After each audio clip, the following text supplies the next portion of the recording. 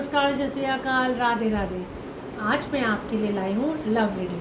बहुत सारे क्लाइंट्स ने बोला कि आपने कोई लव रीडिंग नहीं ली इतने समय से, तो इसलिए आज मैं आपके लिए लव रीडिंग लेकर आऊँ। ये एक जनरल रीडिंग है, जिसे रेजोनेट करे वो इसे ले, जिसे ना करे वो इसे छोड़ दे। Thank you. चलिए let us start our love reading.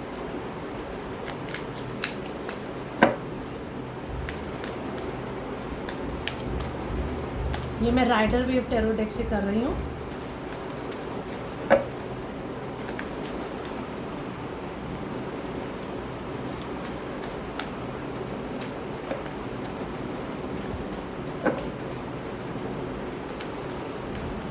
Okay, let us see.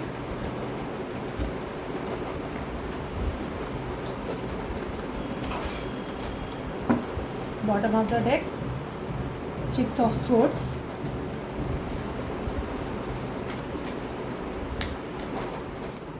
अभी लव में आपको क्या क्या ब्लॉकेजेस फेस करने पड़ रहे हैं, क्यों आप रिलेशनशिप में आगे नहीं जा पा रहे, या कोई भी मिसअंडरस्टैंडिंग क्यों है, या आपको क्यों अनकंडीशनल लव नहीं मिल पा रहा है, हम ये ब्लॉकेजेस फाइंड आउट करेंगे ओशो ज़ेन टैरो डेक से। थैंक यू माँ आदिशक्ति, हर हर महादेव। थैंक यू गुरु जी।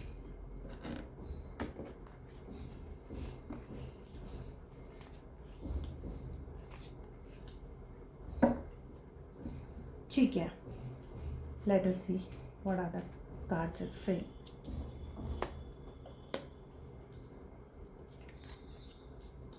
देखिए, पास्ट में आप किसी एक रिलेशनशिप से मूव ऑन कर चुके हैं और आप अब चाहते हैं कि अब जिस रिलेशनशिप में जाएं, उसमें जाने से पहले आप जगल कर रहे हैं। आप तो सोच रहे हैं कि अभी मैंने एक रिलेशनशिप छोड़ा है, अब मुझे उसमें से आगे जाना है, तो मुझे जाना चाहिए या नहीं।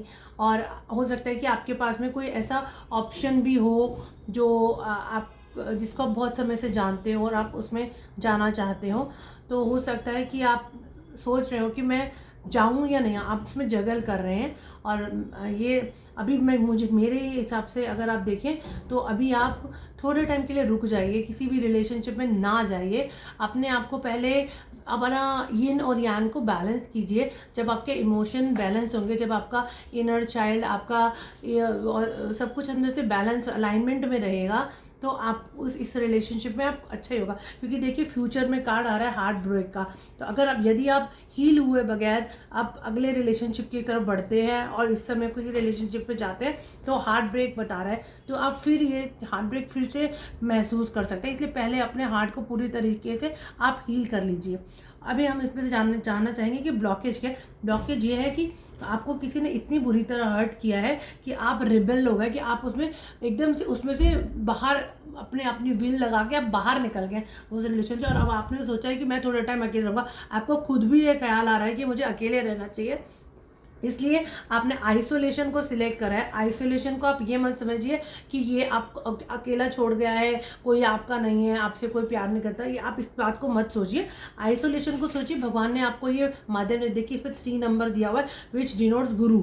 तो बृहस्पति ने आपको समय दिया है, बुद्धि दी है कि आप इसको लगाएं, अपने आप को हील करें और आगे बढ़ें। उसके बाद अवेयरनेस के लिए कहा गया। देखिए, आप बाहरी चीज़ों को देखिए, किसी को सोच समझ के परख कर आप प्रेम में पड़िए, ना कि अगर आपको तो ऊपर से बात से थोड़ा कोई अच्छा लग गया या किसी चीज़ से आप नो, उसको अंदर तक जानने की कोशिश कीजिए